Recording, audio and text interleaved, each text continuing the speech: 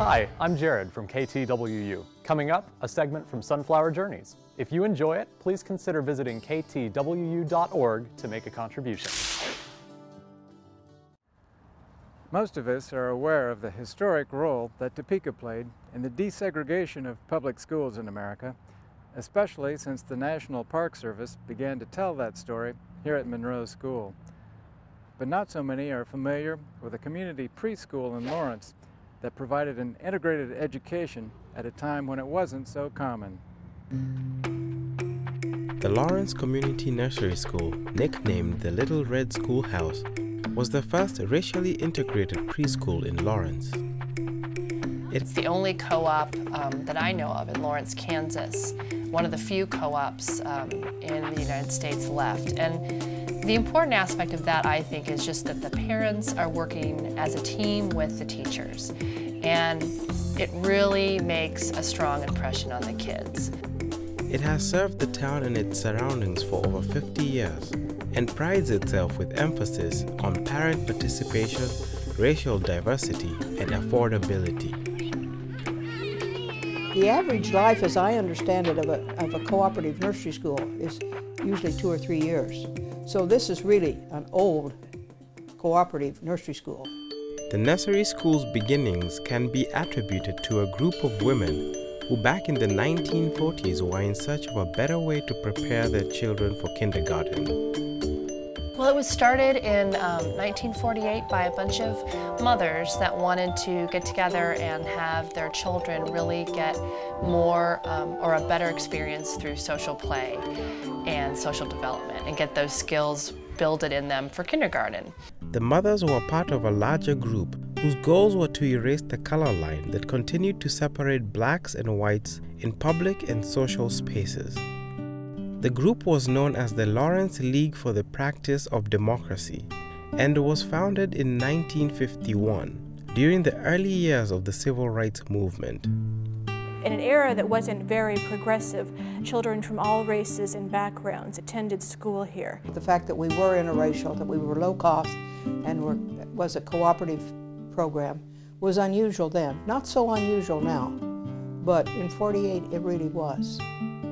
The mothers came from a variety of backgrounds. Some of them were faculty, wives of faculty members at KU, or business people or other backgrounds in Lawrence. And so they wanted some place that they could come, they could afford. They also wanted to be cooperative because they wanted to be involved in their children's experience. At a time when race and social class were a dividing force around the country, the mothers looked beyond their obvious differences and congregated in various church basements around Lawrence. The basic idea was for the kids to have a place where they could interact with other children from all backgrounds. I don't think the mothers were coming in thinking, oh, this is a great progressive thing, we're doing this thing. This is something that we want for our kids. When I first started, our treasury was a cigar box, and we just kept the money in that. Finally, I think before we finished this, we had opened a bank account, but we were kind of living from hand to mouth most of the time. Tired of moving around from basement to basement, Helen Gills, a retired Lawrence pediatrician whose children went to the school, helped to lead a campaign to buy a building for the school's permanent home. I can remember when we were trying to raise money to buy a building, which was in 1954 or 55.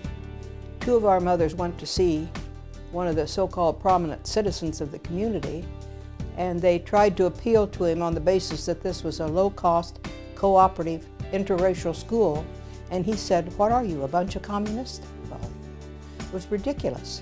These were good, you know, ordinary middle-class American women. The mothers eventually raised enough money and purchased the Wesleyan Methodist Church in 1957. They painted the building white and red, and classes started there in April of the same year. 51 years later, the Little Red Schoolhouse continues to impact the children, parents, and community as a whole. We've tried to reach out to different communities to make sure we have a good multicultural base, and the ones that we have had at our school has been great because we've learned about You know, people from Argentina, we've learned their customs and their language, and it's just a great way to learn about all kinds of different ways of living. I do remember our son, after he had been in the school for, 6 or 8 months, one morning at breakfast, I remember he looked at his arm and he says, "Louis' skin is a different color than mine." And I said, "Yeah, you were each born that way." And that's all we said. I mean, but he realized that Louis was a little black kid and he was a little white kid. But they were good friends. It was a wonderful experience. Although the Lawrence League for the Practice of Democracy was disbanded in 1965, it left behind a living legacy that continues to promote teacher-parent relationships and interracial understanding. A lot of families are here for more than just a year, so they're working with the same families, sharing with the same families, growing with the same families. One of the things that we did then is we had a mother's meeting once a month.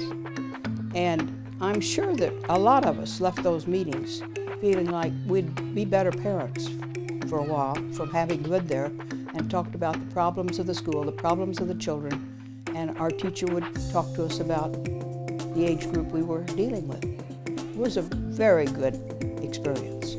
I don't remember much about being here. I was only between the ages of 3 and 5, but I do know that in terms of the values and the relationships that my family has had with other families that were involved in the schools at the same time have been, still to this day. They're people that I know, they say, "Oh yes, you were at the nursery school, with my child," and that was important to us. Well, I think that the parents really like working in the classroom because it gives them a chance to sort of see other children doing the same behaviors maybe their child was doing. They don't feel alone. I've had a lot of parents say that we have really helped them learn how to be a better parent.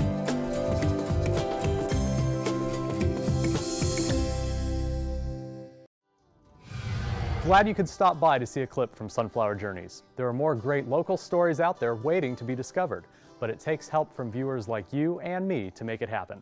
Visit KTWU.org right now to make a pledge.